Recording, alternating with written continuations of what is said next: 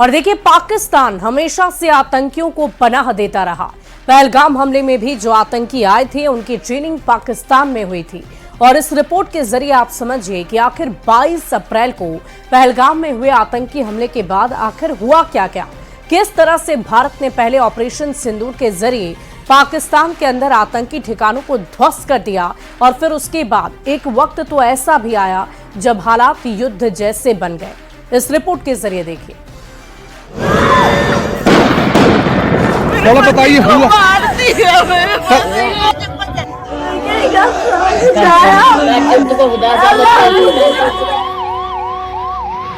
आतंकियों को मिट्टी में मिलाने का समय आ गया है।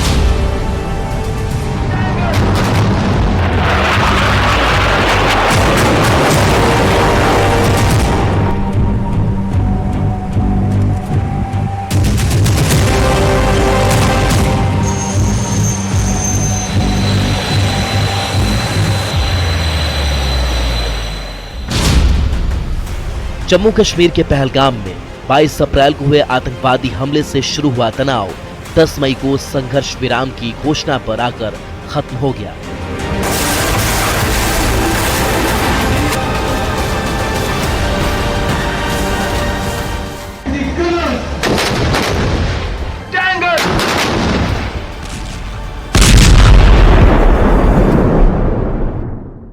इन 18 दिनों के दौरान भारत और पाकिस्तान के बीच हालात युद्ध के करीब पहुंच गए। दोनों देशों के बीच लगातार सैन्य हमले और जवाबी कार्रवाई की गई।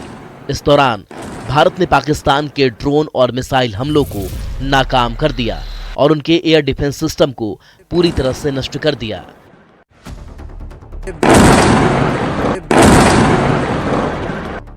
इतना ही नहीं, पाकिस्तान के कई सैन्य ठिकानों को भी क्षति पहुंचाई।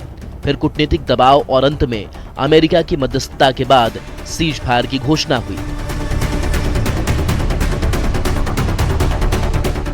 तो चलिए आपको इस पूरे घटनाक्रम को बताते हैं कि कैसे इसकी शुरुआत हुई और 22 अप्रैल से 10 मई तक इन 18 दिनों में क्या क्या हुआ।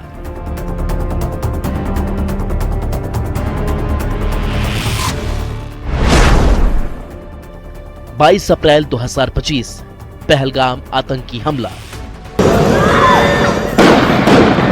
थोड़ा बताइए हुआ।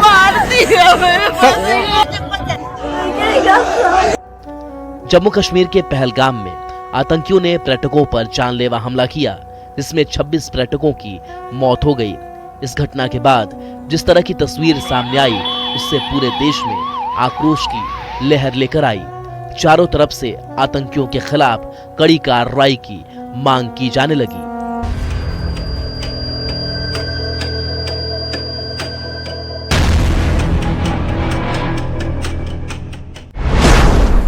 तेईस अप्रैल 2025 संघर्ष विराम उल्लंघन और कूटनीतिक कदम।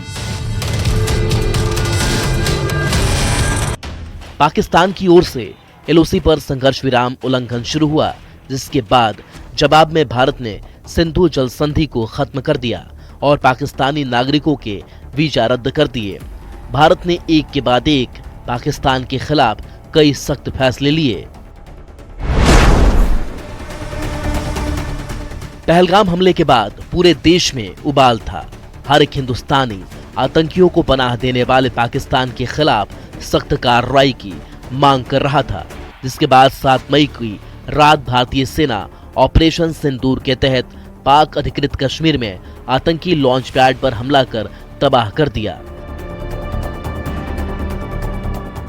ऑपरेशन सिंदूर में कई आतंकी ठिकाने तबाह किए गए, जिससे पूरे पाकिस्तान में हड़कंप मच गया।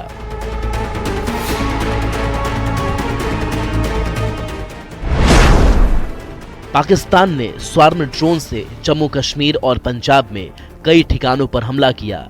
भारतीय सेना ने पाकिस्तान के हमले का मुंहतोड़ जवाब दिया और पाकिस्तान के सारे हमलों को विफल कर दिया।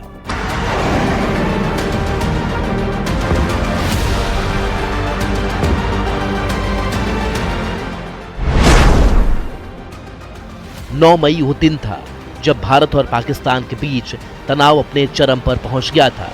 दोनों तरफ से लगातार हमले हो रहे थे। जिसमें भारतीय वायुसेना ने लाहौर में पाकिस्तान के HQ-9B एयर डिफेंस सिस्टम को पूरी तरह नष्ट कर दिया। भारतीय सेना की कार्रवाई ने पाकिस्तानी सेना और शहबाज शरीफ को घुटने पर ला दिया।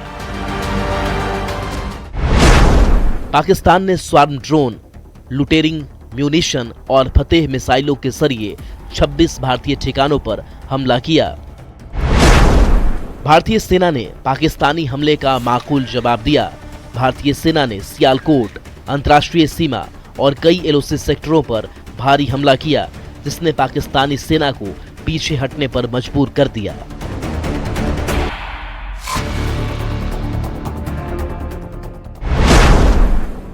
दस मई की सुबह इंडियन एयरफोर्स ने इस्लामाबाद सहित पाकिस्तान के 8 प्रमुख एयरबेस को पूरी तरह तबाह कर दिया और 8 अन्य एयर स्ट्रिप्स को क्षतिग्रस्त किया, जिनमें स्कार्दू, बुलारी और सरगोधा शामिल हैं।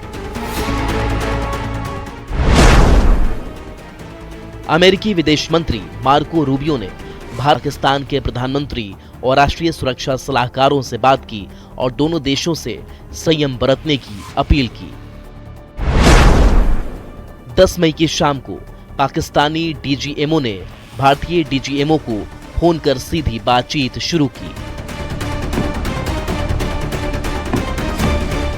दोनों देशों के DGMO के बीच बनी सहमति के बाद जल, थल और आकाश में हर तरह की सैन्य कार्रवाई को रोकने का निर्णय लिया गया, जिसके बाद भारत, पाकिस्तान और अमेरिका ने इस पर सकारात्मक प्रतिक्रिया दी।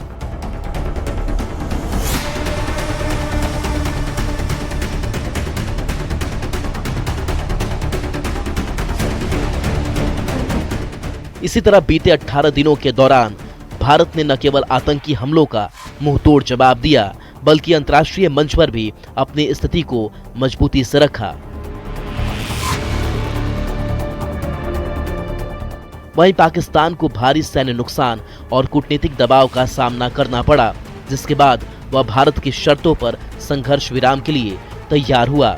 अब सबकी निगाहें 12 मई पर टिकी हैं, जब दोनों देशों के अधिकारी आगे की रणनीति पर बातचीत करेंगे। Bureau report, news 18।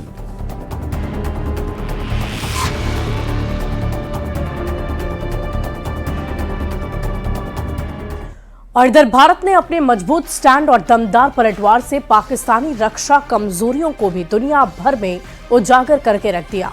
ऑपरेशन सिंदूर के जरिए भारत की तीनों सेनाओं के बीच का मजबूत तालमेल तो नजर आया ही, साथ ही भारतीय हथियारों की चोट से पाकिस्तान को गहरे जख्म भी मिले। आतंकिस्तान के खिलाफ भारत ने कैसे चक्रव्यूह रचा और कैसे पाकिस्तान को गिड़गिड़ाने पर मजबूर होना पड़ा, इस रिपोर्ट के जरिए देखिए।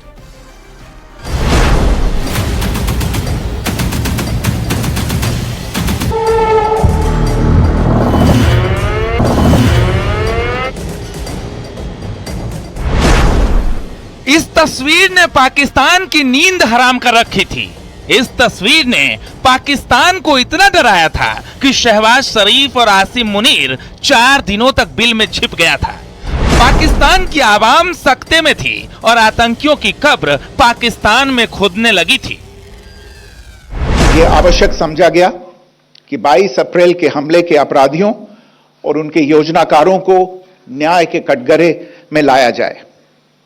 हमलों के एक पखवाड़े के बाद भी पाकिस्तान द्वारा अपने क्षेत्र या अपने नियंत्रण वाले क्षेत्रों में आतंकवादियों की इंफ्रास्ट्रक्चर के विरुद्ध कार्यवाही करने के लिए कोई स्पष्ट कदम नहीं उठाया गया है।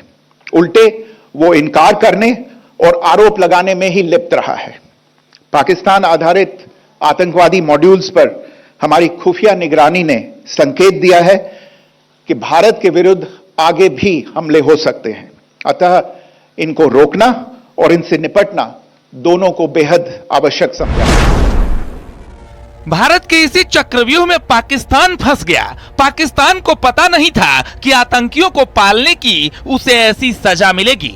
पहले पानी की बूंद बूंद को तरसा, फिर पाकिस्तान पर बम बरसने लगे और पाकिस्तान चारों खाने चित हो गया।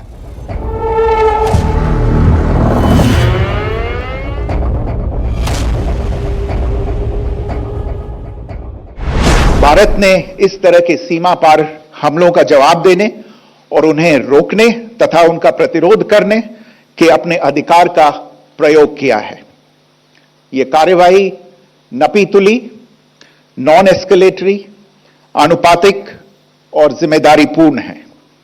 यह आतंकवाद की इंफ्रास्ट्रक्चर को समाप्त करने और भारत में भेजे जाने वाले संभावित आतंकवादियों को अक्षम बनाने पर केंद्रित है। दरअसल पहलगाम में पाकिस्तान के पाले आतंकियों ने जो कायराना हरकत की थी उसकी सजा मिलनी तो तय थी, लेकिन पाकिस्तान ने सोचा नहीं था कि इस बार भारत घर में घुस कर मारेगा। पीएम मोदी ने पाकिस्तान को आगाह किया था इस बार सजा बड़ी होगी, लेकिन पाकिस्तान को यह नहीं पता चला कि भारत इस बार घर में घुस कर मारने वाला है। और ये वही तस्वीर है जिसने पाकिस्तान में घर में घुस कर मारने की पूरी प्लानिंग की थी। पूरा खाका तैयार हुआ और फिर ऑपरेशन सिंदूर एक्टिवेट हुआ।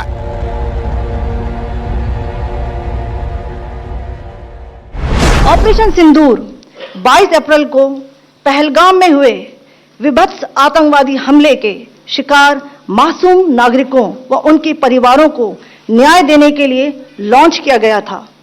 इस कार्रवाई में 9 टेररिस्ट कैंप्स को टारगेट किया गया और पूरी तरह से इसे बर्बाद किया गया। पाकिस्तान में पिछले 3 दशकों से टेरर इंफ्रास्ट्रक्चर का निर्माण हो रहा है। इसमें recruitment, indoctrination centres, training areas व लॉन्च पैड शामिल थे, जो पाकिस्तान और पाक अधिकृत जम्मू कश्मीर POJK दोनों में फैले हैं। पहलगाम घटना के बाद जब 11-12 दिन बीत गए तो पाकिस्तान को लगा भारत कुछ नहीं करेगा, और यहीं पर उसने सबसे बड़ी भूल कर दी। उसे नहीं पता था कि इन्हीं दिनों में पाकिस्तान को खाक में मिलाने का प्लान बन रहा था। प्रधानमंत्री नरेंद्र मोदी, गृह मंत्री अमित शाह, रक्षा मंत्री राजनाथ सिंह, विदेश मंत्री S Jaishankar, NSA Ajit Doval, CDS Anil Chauhan, army chief Upendra Dwivedi, वायुसेना प्रमुख AP Singh, navy chief Dinesh Kumar Tripathi सब मिलकर पाकिस्तान को सबक सिखाने में जुटे थे। Operation Sindoor was launched by Indian Armed Forces to deliver justice to the victims of Pahalgam terror attack and their families. 9 terrorist camps were targeted and successfully destroyed. Over the last 3 decades, Pakistan has systematically built terror infrastructure. It is a complex web of recruitment and indoctrination centers, training areas for initial and refresher courses, and launch pads for handlers. Bharat ने पहले राजनयिक रिश्ते खत्म किए, border बंद किया, पाकिस्तानियों को भारत से भगाया, फिर सिंधु जल समझौता खत्म हुआ। पाकिस्तान इन सब चीजों में उलझता गया और चक्रव्यूह में फंसता गया। ऑपरेशन सिंदूर की भनक जब तक लगी, इस चक्रव्यूह में फंसकर पाकिस्तान दम तोड़ने लगा था। Bureau report, news 18।